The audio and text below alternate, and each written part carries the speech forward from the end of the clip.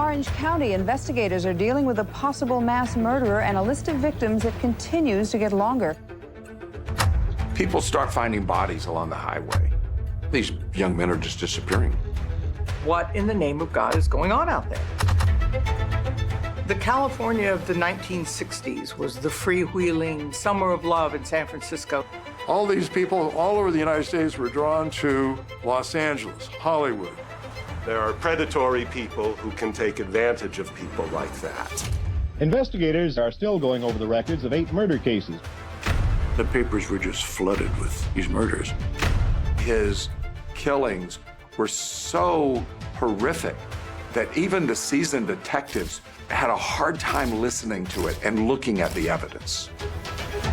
He had sex with these men, sometimes before, oftentimes after he killed them. There were beheadings. There were victims that had tree branches that were rammed up inside of the victims.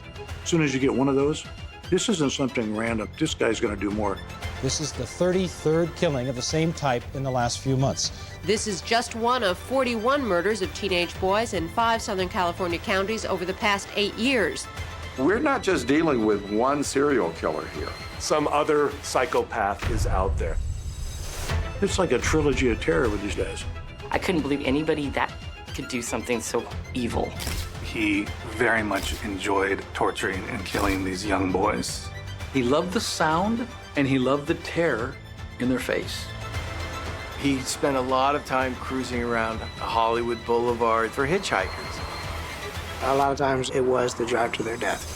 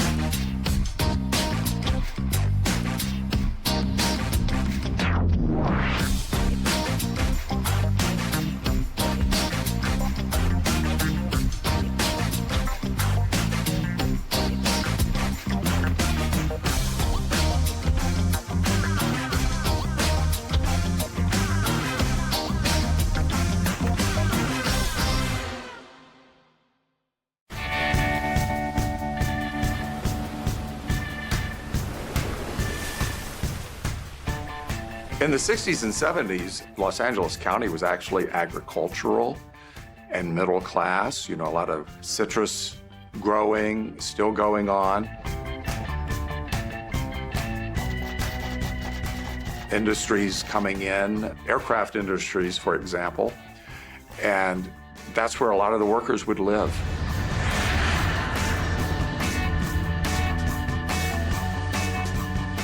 I grew up in El Segundo, California, so right here in the LA area. Just south of the LAX big airport in the beach cities. Nice place, like when I was growing up, you go out in the morning and you didn't have to come home until streetlights went on, you know, and your parents just, you know you're out, but just be home by dinner, you know. It was kind of a very safe place to grow up. You know, kids played on the block. It was just a very, very sweet town. The California of the 1960s was the freewheeling beads and music, the summer of love in San Francisco in 1967. The sense that we were in the age of Aquarius, that everything was going to be beautiful and wonderful and peaceful. Well, the phrase about peace and love didn't necessarily apply to gay people.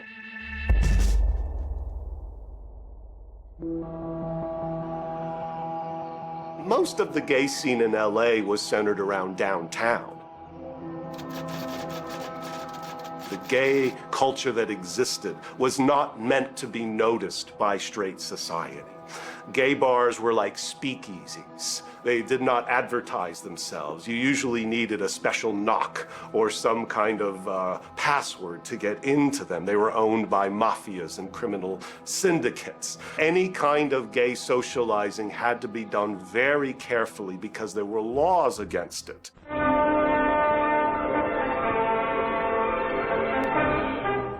That looks innocent enough, doesn't it? Lots of young people hitchhike, but sometimes there are dangers involved that never meet the eye. Let's take the case of Jimmy Barnes. Jimmy played baseball all afternoon, and he didn't feel like walking home, so he decided to thumb a ride. There's this fascinating film that came out called Boys Beware. It's kind of a classic old movie from the 60s warning kids not to get in cars with older men because they might be homosexuals. What Jimmy didn't know was that Ralph was sick, a sickness that was not visible like smallpox, but no less dangerous and contagious, a sickness of the mind. You see, Ralph was a homosexual. The film completely conflates being a pedophile and being a homosexual together as if they're one and the same thing. And we kind of watch it now and think, oh God, the language they're using is terrible and it's very anti-gay. But one of the most remarkable things about it is just this hitchhiking culture of just hitching a ride home with whoever picks you up and the vulnerabilities with that. If you're going from Kentucky, you might be able to exist in a small town as a queer person, but you wouldn't have any real sense of community there. And so LA or New York, but especially LA, there's this big, giant community that is just coming out of the shadows. And things you only imagined happening to yourself are just a bus ticket away. And that is very alluring at that time. If all you have is your bus ticket and a little change in your pocket, then you have to figure out how to live and how to survive. Because of the public attitude towards gay people, a lot of young men that came out to their families would get thrown out of the house. And so they'd be living on the streets. They were young, they were in their teens, so they couldn't get a job, they couldn't find work, so a lot of them would resort to prostitution, hustling, which made them vulnerable to a lot of dangers.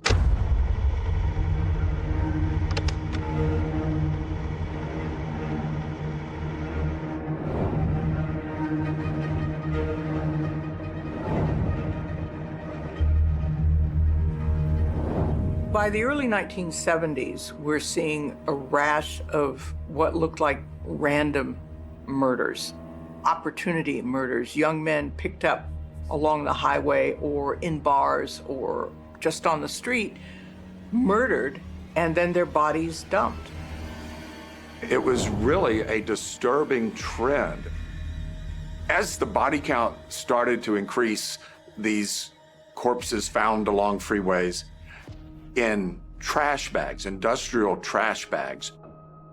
Are these connected? Is there one person responsible for all of these dead bodies around the Southern California freeways? Well, it began for me when I was out in Riverside in Banning, which was an outlying area halfway between LA and Palm Springs. The Sheriff's Department came in with some evidence they wanted to look at. They were suspicious that they had some connected homicides. All men, all nude, most if not all, shot in the head with a .22 caliber bullet. It is the desert, and some of these bodies were dismembered and found in heavy-duty, thick plastic bags with drawstrings, not the kind you buy at the grocery store. The media started dubbing him the trash bag killer.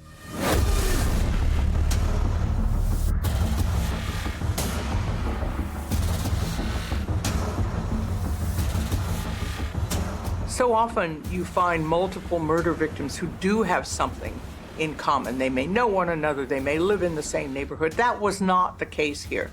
These are young men who lived all across Southern California. And gradually, investigators began to put together characteristics that they did have in common.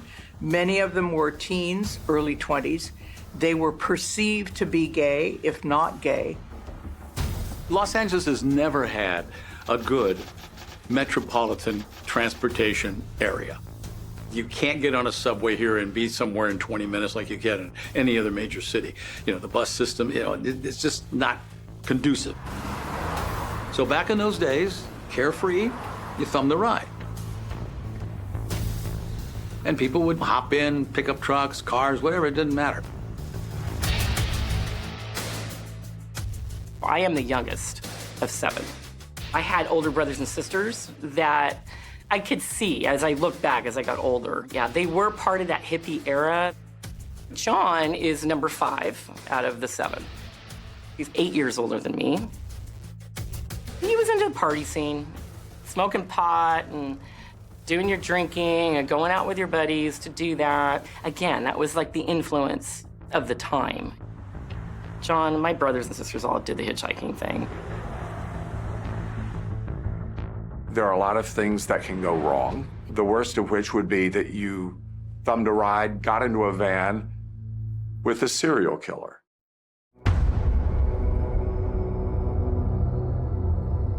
The bodies are found. They're sometimes along highways. But there's nothing found around them, just the body. There's no evidence. And then we realized they weren't killed there. They were killed at some other location, and their body is just dumped somewhere. That causes a real problem for the police department, because who investigates a homicide? It's where the crime occurred, where the killing occurred. Where the bodies were found is not where they were killed. Some of the bodies were up in Malibu. They were in Ventura, some places in San Bernardino.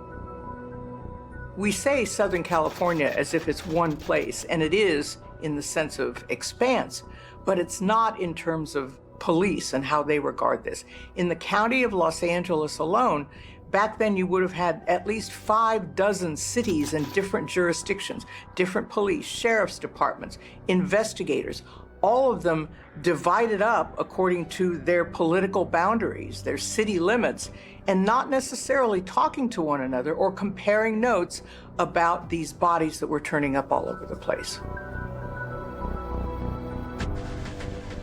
By the mid-1970s, law enforcement knew they had to get together and compare notes on these victims. The detectives came together in Orange County and started discussing the commonality between these cases. There were definite patterns. They were all shot. They were shot above the temple in the back of the head. He just used a little .22 Derringer, shoot them on the left side of their head with a .22 Derringer that had a right-hand twist. The twist on the caliber is just another piece of evidence that they're all the same. The left side of the head was important because it indicates a right-handed person. Derringers hold 2 shots, and it may sound like it's small and what damage can that do?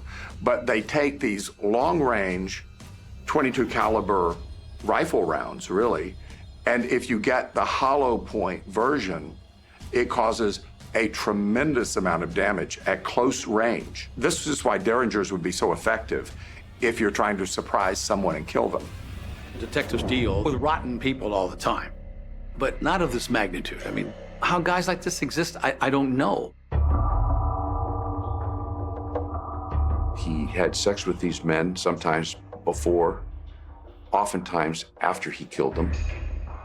He would cut orifices in their body and have sex with them. He would remove their pubic hair on occasion, experiment with them. There was no evidence of physical torture. They were all post-mortem wounds. He would hit these bodies after they were dead, wouldn't hit them beforehand. He somehow was able to dismember, and as the autopsy surgeon said, disarticulate, because it was expertly done. Most people would not be able to do that very neatly. He did it like a surgeon, like a butcher. He knew exactly where the joints were, how to cut and take apart these bodies.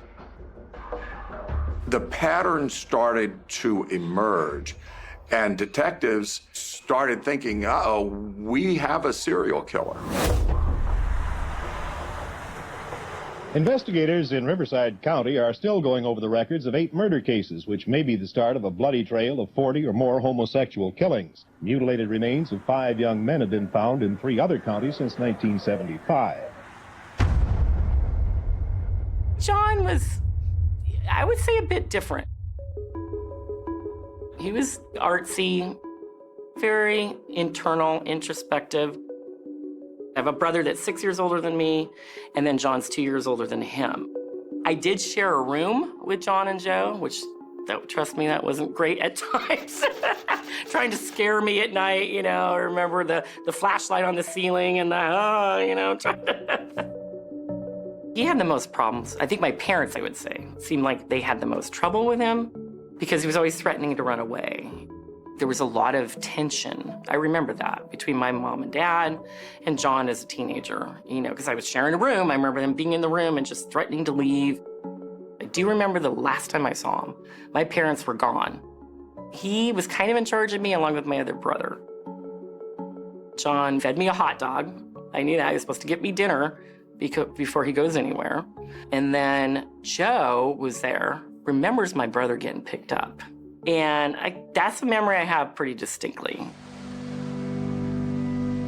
I remember being at home, sitting in the living room, and I could see Mom and Dad were upset because John did not come home the night before. Because that's unusual. Even with his partying, you know, we'd always come home at night.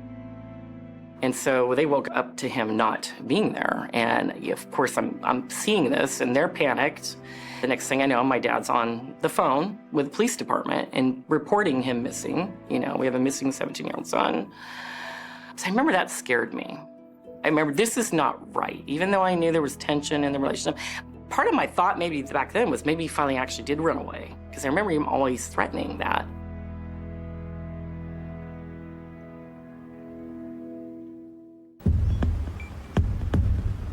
For the detectives, the list was just getting longer and longer. And by this time, the body count was alarming. Somebody's doing this, he's loose, he's doing a lot of them, it's dangerous. This became such a matter of concern that a local newspaper offered a reward of $2,000, which doesn't sound like much now, but a considerable amount then. $2,000 for the arrest and conviction of whoever had picked up, murdered, mutilated, dismembered these young men. There was Ronald Dean Smith Jr. He was just 5 years old. They found his body in October 1974. The medical examiner ruled that he had been suffocated. Larry Gene Walters, 20, killed October 31st, 1975.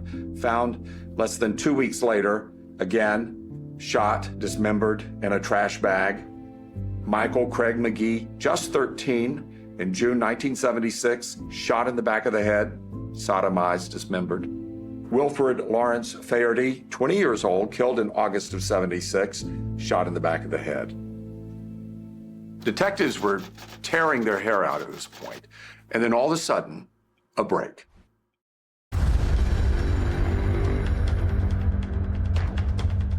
'18th of March, 1977. Another body is found, this near Corona, California, that is in Riverside County. It's missing its head, it's missing its hands. It's been sodomized post-mortem. His body was found in a large trash bag in a barrel, and it was at a rest stop, and they started asking around.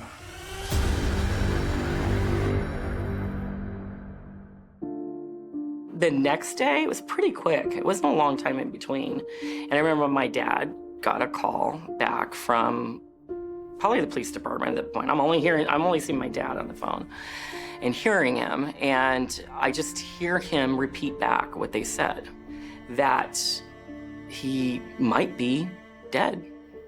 That's kind of what I remember hearing. Like, what do you mean dead? Just something like that, just the way he responded. By then, maybe looking back, they actually maybe found somebody, and but they didn't want to say that for sure this was him until they did some investigative work. which was having my parents, basically go down to the police department in Corona, give blood tests, and identify a birthmark that my brother did have, which was found when they found the body. My family, overnight, changed. There was safety, there was freedom, there was fun, we're loving, we're hanging out. And then John's murder made victims of us all. And I can imagine, as I got older, and what guilt they might have felt in not having better tabs on their son. At, he's 17, it was a different time, but again, you're in El Segundo and everything should be free and fine, but I thought about that later, and the guilt that was probably going on as well, that they didn't watch out for him. As a kid, I'm not being told anything, which I think was a bad thing, because I never got sat down. This is what's going on, and I get it. My parents were in a frenzy. I know, okay, John was murdered, and John knew him. I knew that pretty early on, that it wasn't just some stranger that picked up John. This person actually built a kind of a relationship with John before this even happened. Once they have a name, police can start working backwards to his friends, to LeMay's friends, his family, who he met, when he may have met them. They said he told them he was going to Redondo Beach, which is just to the west of Corona, to meet two people named Pat and Dave. This is when they started looking closer at Patrick Carney.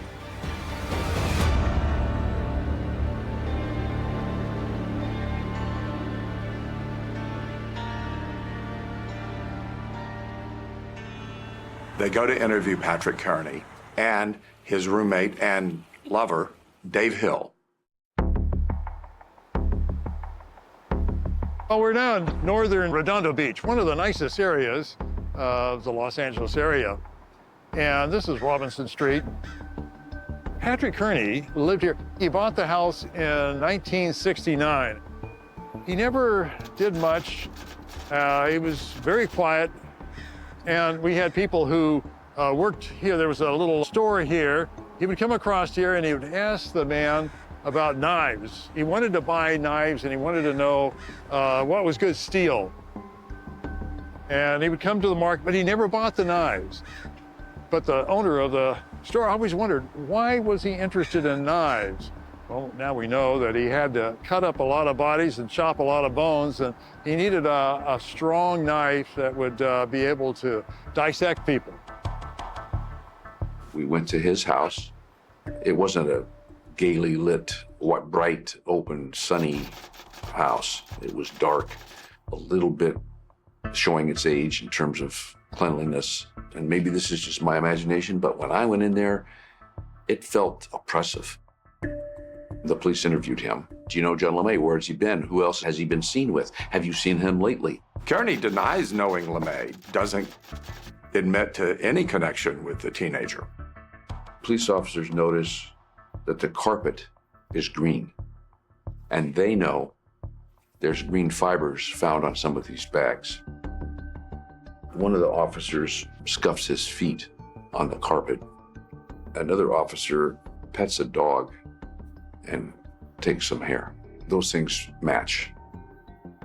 So now they're focused on Patrick Carney. On that team is Faye Springer, a criminalist, myself, 2 police officers, and some uniformed officers. And they gather up lots of different evidence. Faye Springer goes to the vacuum cleaner immediately, empties its contents.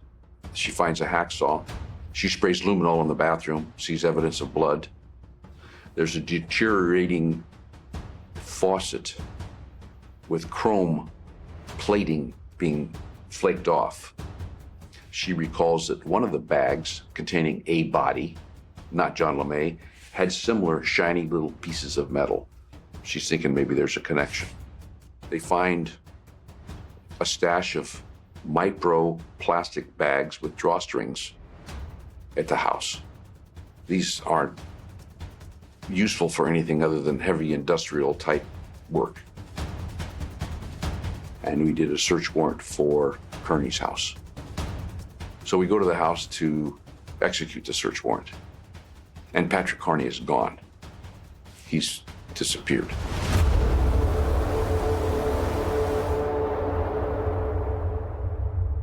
And that's when the warrants were issued for the arrest of both of them.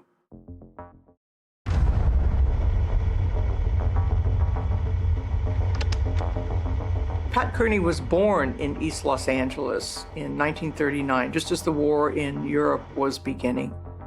He wasn't the most robust kid when he grew up. Kids picked on him, bullied him, a few called him queer, and supposedly he had fantasies about skinning people, sick, distorted fantasies. His dad, he claimed, was kind of an absent dad, wasn't really participating much in his life. Mom was good, but Mom was more paying attention to Dad. But he had two siblings that were normal and had good careers. One was an Army officer. Allegedly, his father taught him how to shoot. He was very, very proficient at killing because as a child, he had learned the best way to kill a pig instantly is to shoot him right in the head near the ear. And he had learned if you do that, there would not be any resistance from that point on.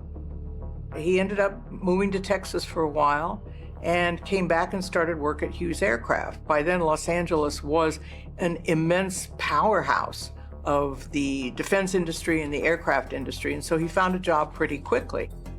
Which to me means that he had some intelligence and some work ethic about him. Hughes Aircraft was an early manufacturer. It had lots of different divisions, so I think he had to have somewhat himself on the ball to get a job and hold a job like that.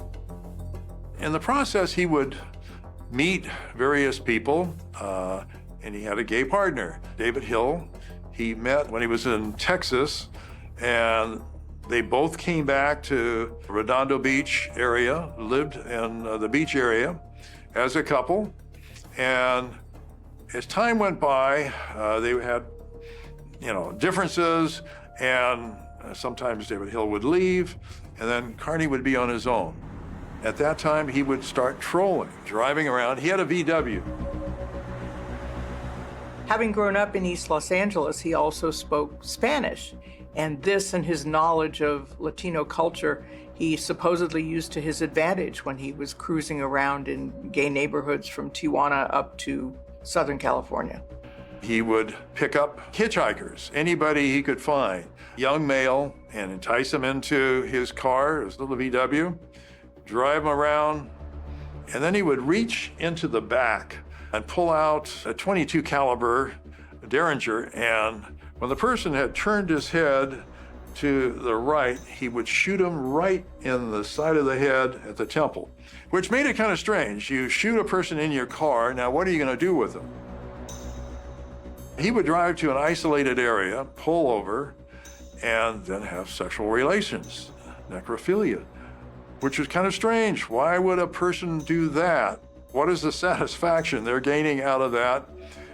Is it because he's killed a person who he thinks could have been a bully to him? Is there a sexual reason why he does commit these crimes? That was his MO, and he would do it time and time again. Pick up either a hitchhiker or somebody near a gay community, have them sit in the car, and then when they weren't looking, he would shoot him in the head. Patrick Kearney opened his house to these young men, so it was known in the gay community that Patrick and David Hill, his roommate, were gay and would welcome people over, and so it would not be unusual for him to be entertaining young men in his house, not all of which he killed, of course. He was not strong enough to overpower some of his victims, which is why he shot them. But afterwards, he would beat their bodies, mutilate their bodies, violate their bodies in a necrophilic fashion as a kind of punishment after death for the things that he had suffered growing up. Pat Kearney was a pre-war generation and was very closeted, and also lived in a time when to be gay was in itself regarded as a criminal offense. A lot of gay people grow up with a lot of internalized self-loathing. And even if you come to accept yourself, you have this internal struggle that you've been picked on, you've been bullied, you've been afraid of yourself because of your own feelings. I mean, up until 1973, being gay was considered a mental illness. So if you're growing up before that time and look it up in a book, you think, God, this means I'm sick. This means I should go to a doctor. And you internalize this. And he might have this sense that by killing other men and other gay men in particular, he might be killing the gayness in himself. The thing that strikes me about Patrick Wayne Carney is how careful, at least in the early years of killing, that he was. He would remove the bullet from his victim in order not to allow it to be traced to his gun. And he would take other measures, clean things off so that fingerprints would not be apparent and it wouldn't be tracked to him. So he seemed to be smarter than maybe the average serial killer, at least at first. But as his pace increased in killing, things happen and you get sloppy and you leave more clues. He was an electrical engineer and he paid attention to details and tried not to leave clues that would make it easy for detectives to find him. That's a cold-hearted, dispassionate, dangerous, obviously, personality. There's no way to tell. He's not an enraged person. He's not attacking and violently doing things. He's sneaky. He sneaks up behind his victims. They don't know what's coming. He doesn't torture them. He doesn't beat them until they're dead. And that kind of fit with his personality, kind of quiet and unassuming. Nobody at Hughes Aircraft had any idea that he was this monster.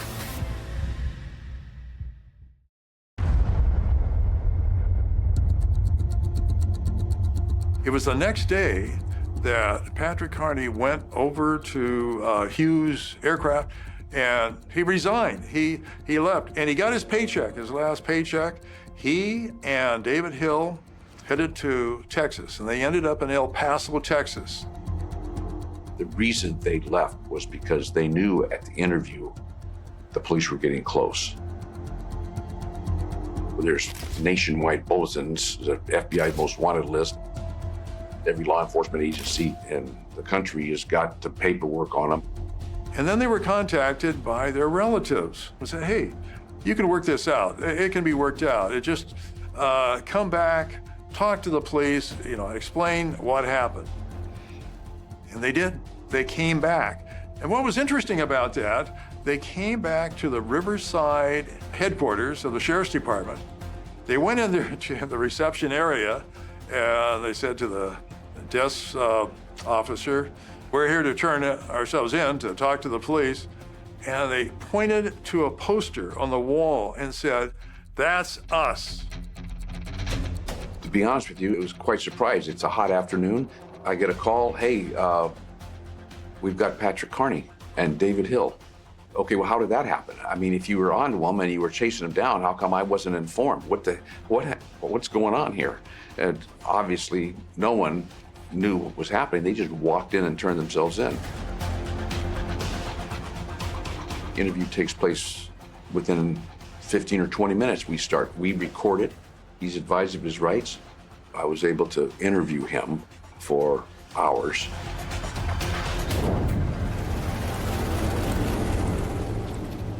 Two men, Patrick Carney and David Hill, wanted for questioning in 2 murders, surrendered here last Friday. Officers also wanted to talk to them about 5 other similar killings. Mutilated remains of 5 young men have been found in 3 other counties since 1975. But Sheriff Ben Clark says the 2 led his investigators to believe the suspects may be responsible for 30 to 40 killings. The sheriff isn't sure the final toll will be that high. I didn't know what to expect. He presents himself as mild-mannered. He's just quiet, reserved, polite, and it's a little bit frightening.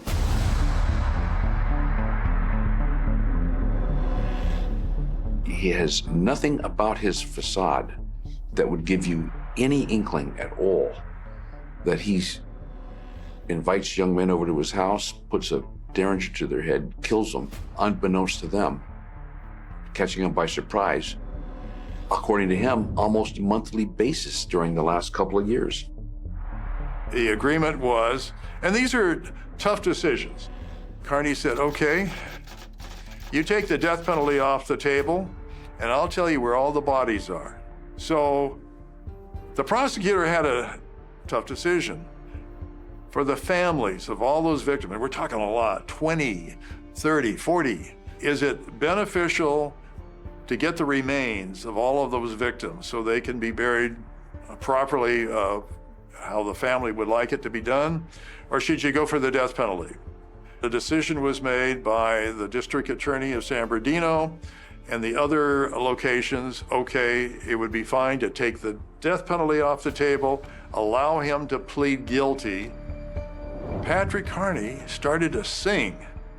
He sang about the whole thing from the beginning. The purpose of my being at the interview was mostly an expected but not forthcoming insanity defense. So I wanted to find out if that was really a viable issue with him. My doubt was erased immediately during the interview when I asked him about the first one he did. When he described the first body that he had disposed of, the first one he killed, he said the guy's name was George, and I dumped him off in Van Nuys Avenue and buried him under a garage 15 years ago. He drew us a map of where the body supposedly was. Well, obviously, the interview is being recorded. The LAPD is on the way to dig this thing up within minutes, unbeknownst to him. And they went to this garage, they looked, they had the map, and they found a box of bones with a skull that had hacksaw blade marks in it.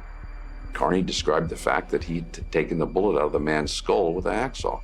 That gave him some credibility in terms of him claiming to have killed so many people.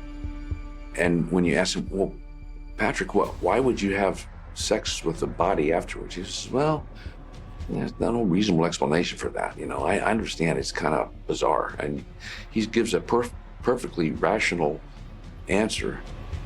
The fact that he's so nonchalant about it is scary.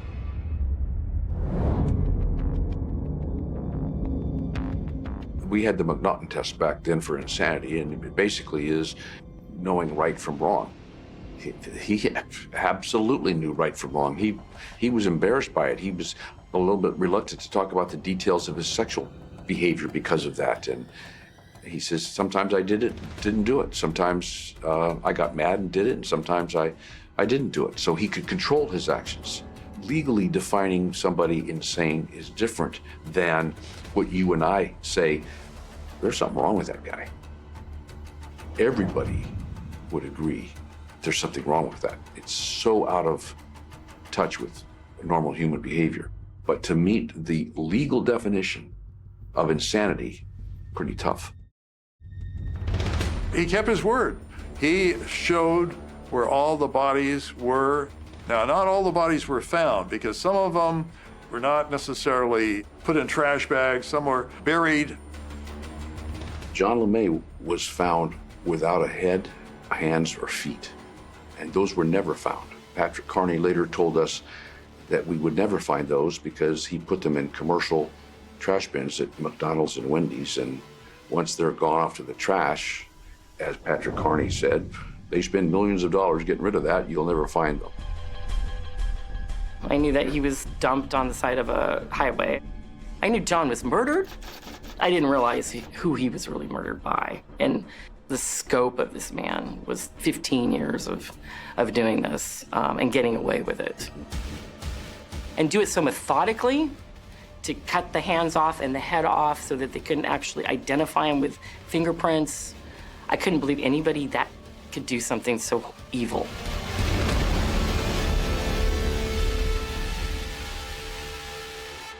At the same time that these trash bag murders were being committed, Kearney was in a long-term relationship, not necessarily monogamous, but a long-term relationship, cohabiting, when this was for a period of almost 10 years. And Hill evidently had no part and no knowledge of anything that was going on that Kearney was doing as this violent serial killer. We know that he shot Mr. LeMay in his own house, but what happened after that? How he concealed this life from his lover, the man he was living with for so many years, is a mystery. Patrick confessed to everything and had a credible confession, pointing out somebody that he had killed 15 years ago and buried. No one knew anything about it. And Hill denied anything. And Kearney said that Hill had nothing to do with it and didn't know, was gone sometimes for weeks at a time. Maybe he suspected, but he didn't know. Sounds pretty incredible to me that you wouldn't know. But having knowledge of it and participating in it and having to prove it are two different things. I mean, and the grand jury didn't indict him. There wasn't sufficient evidence connecting him. Patrick Kearney's charged with first-degree murder in Riverside. He and his attorney have an argument over how to proceed, and he had him examined, wants to put forth a mental defense, but Patrick wouldn't do it. And he did not want to claim that he was insane or that he had diminished capacity or he couldn't control his actions. I don't think he would have won on that anyway. We brought him back to court. He pled guilty and then went to each county and pled guilty to all the ones that law enforcement could document and make sure that he was the one. It wasn't just random, willy-nilly, there's 50 bodies and let's just tag him with everything. You got to be careful about it. It was a difficult thing to do. A lot of them were not absolutely identified by forensic means. Some of them, I mean, they were so old, there's nothing but bones.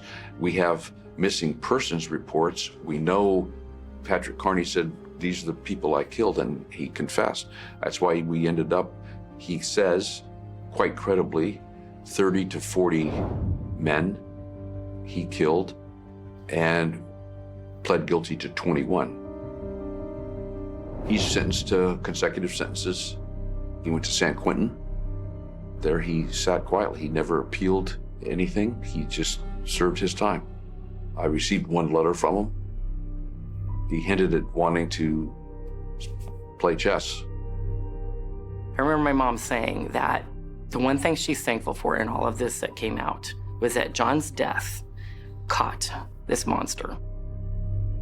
You can imagine the task force opened the champagne, said, thank goodness that's over. We have taken care of this monster who has been dumping bodies along the freeways after murdering them. There was such a relief. It was over.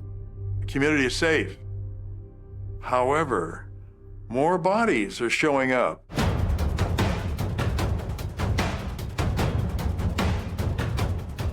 And then more bodies turn up, and yet more bodies. And you can imagine what they were thinking. Could we have two people like this out there? This is the 33rd killing of the same type in the last few months. If they thought that it was over, well, they were wrong because the madness was just beginning.